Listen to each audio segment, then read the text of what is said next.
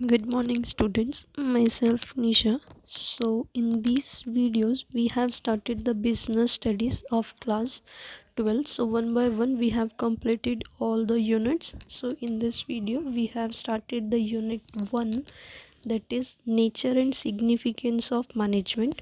So in this video we have studied about the three aspects, that is management and introduction, management as science, art and profession, level and functions of management, coordination, concept and importance. So let's start one by one. We have discussed about it.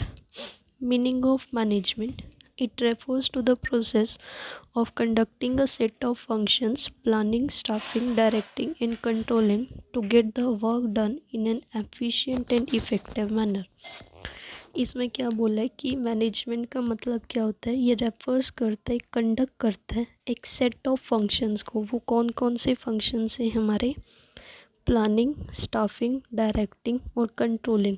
Plan करना, staff किसी को appoint करना, direct किसी को direction देना, that how to work, and control मतलब कैसे उस काम को कंट्रोल, कैसे कोऑर्डिनेशन बना के करना है।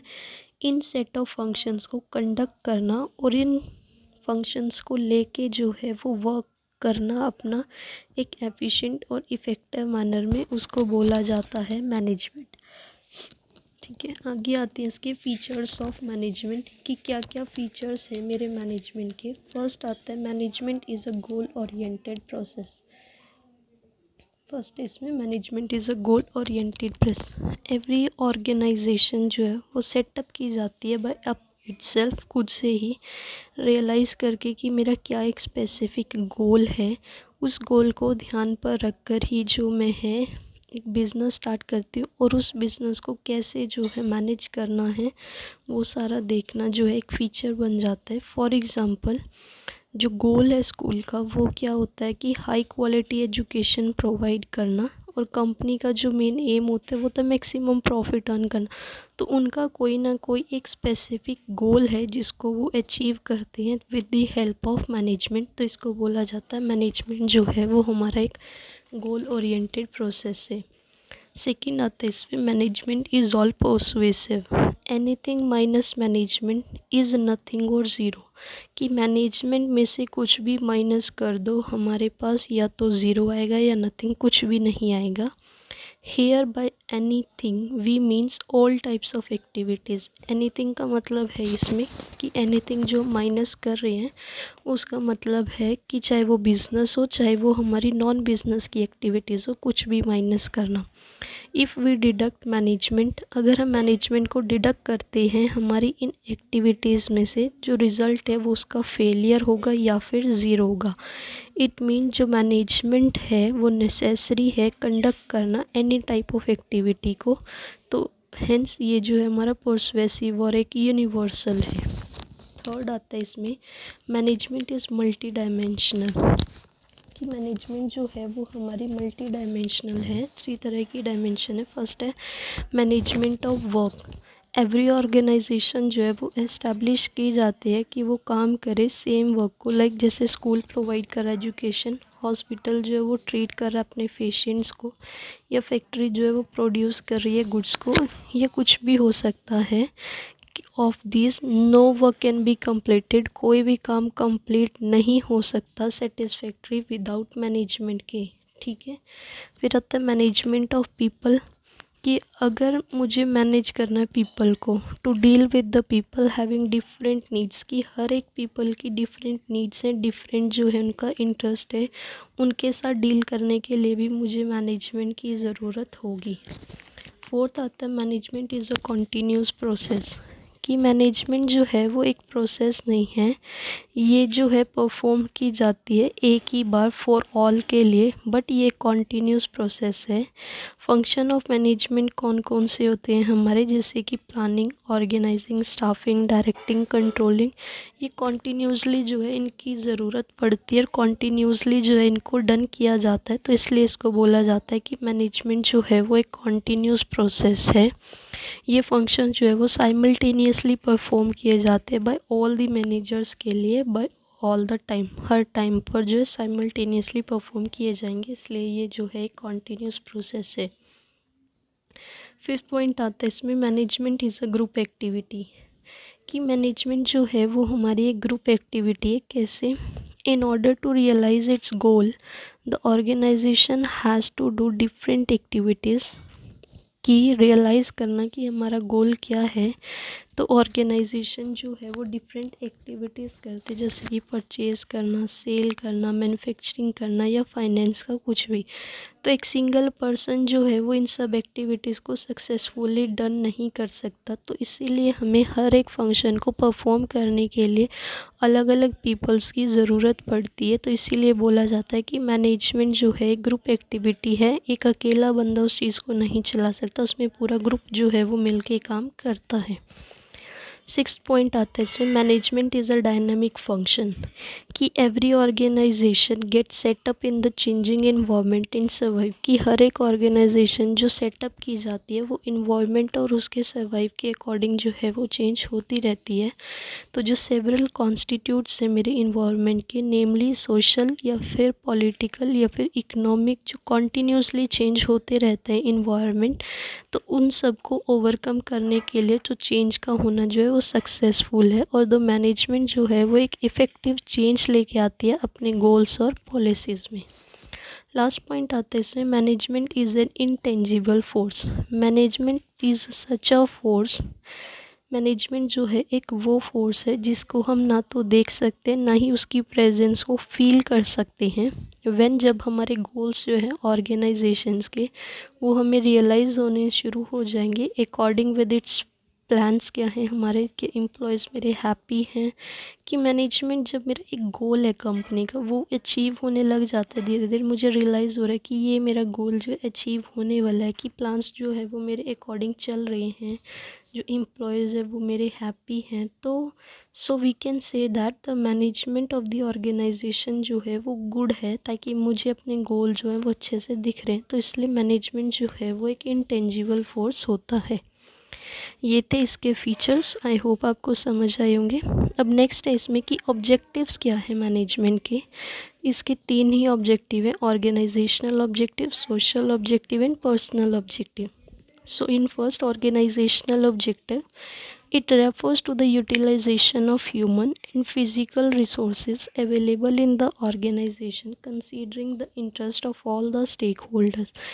ये रेफर्स करता है एक वो यूटिलाइजेशन करना ह्यूमन का या फिर फिज़िकल रिसोर्सेज का जो अवेलेबल है हमारे एक ऑर्गेनाइजेशन में।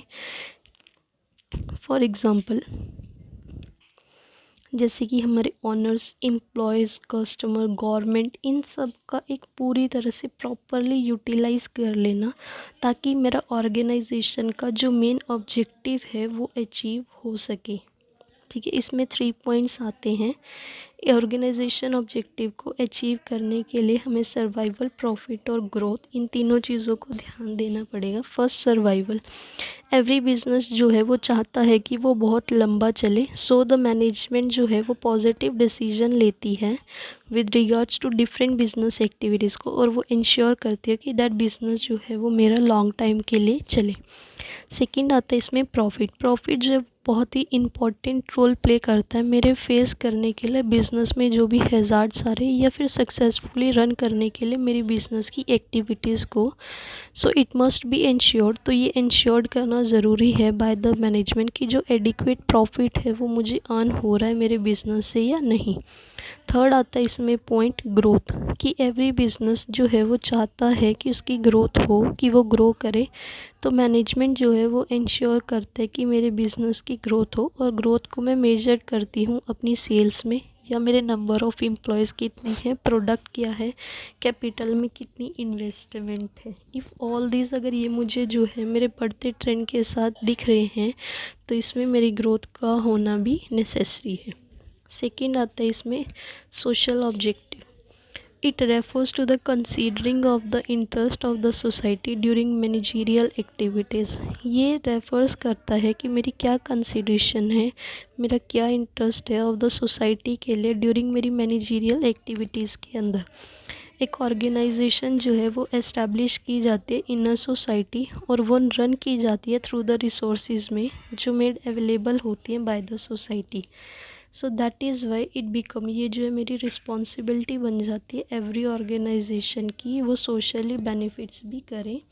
दस जो सोशल ऑब्जेक्टिव है उसको डिफ़ाइन किया गया है कि फुलफिलमेंट करना, पूरी तरह से फुलफ़िल करना मेरी रिस्पॉन्सिबिलिटीज़ ऑफ ऑर्गेनाइजेशन को, जो मेरी सोसाइटी के टूवर्ड्स हैं। तो अंडर दिस ऑब्जेक्टिव जो मैनेजर है वो प्रॉमिस करता है कि वो एश्योर करेगा हेल्थ का, सेफ्टी का और प्राइस कंट्रोल का।